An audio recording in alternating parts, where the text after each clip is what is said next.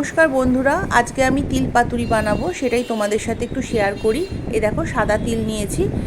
তোমরা চাইলে লাল বা কালো যে কোনো তিলই নিতে পারো। আমার সাদা তিল ছিল, তাই সাদা তিল দিয়েই করছি।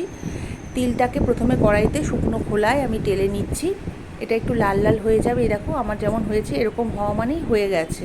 আর একটা সুন্দর গন্ধও বেরোবে, তখন বোঝা যাবে যে না, তিলটা ভাজা হয়ে গেছে। আর একটু কম করে আঁচ দিয়ে নাড়াচাড়া করতে হবে, নাহলে পুড়ে যাবে। তারপরে ছাঁকনিতে আমি এটা নিয়ে ধুয়ে নিলাম। তিলটাকে ধুয়ে এবার মিক্সি বলে দিয়ে দিচ্ছি। আর এই দেখো, কাঁচা লঙ্কা আর নুন দেবো। পেঁয়াজটা কিন্তু আমি বাটবো না, পেঁয়াজ কোচানোটা এই তিল বাটাটার সাথে মাখবো। নুন, কাঁচা লঙ্কা দিয়ে আমি এই তিলটাকে বেটে নিলাম। দেখো, তিলটা বাটা হয়ে গেছে। তারপর আমি ওই কোচানো পেঁয়াজ আর সর্ষার তেল দিয়ে ভালো করে মাখবো। হাতের সাহায্যে মাখলেই ভালো হয়, তাহলে পেঁয়াজটা বেশ সুন্দরভাবে মিশে যায়। যে কোনো জিনিসই এরকম হাতে মাখলে কিন্তু বেশি ভালো হয়।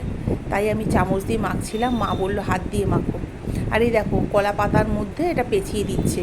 মাকে বললাম তুমি পেঁচিয়ে দাও, আমারটা না ভালো হয় না পেঁচানো, পেঁচাতে গেলেই একটু বেরিয়ে যায়। মা খুব সুন্দর করে পেঁচিয়ে দেয়। আর কলা পাতাটা না একটু ঘরে ছিল, মানে 2-1 দিন আগে কাটা হয়েছিল বলে এরকম হলুদ হয়ে গেছে। তাতে কোনো অসুবিধা নেই। দেখো, আমি এই কলা পাতাটাতে মা পেঁচিয়ে দিল আর এই তাওয়ার মধ্যে বসিয়ে দিলাম। এবার এটা আস্তে আস্তে হবে।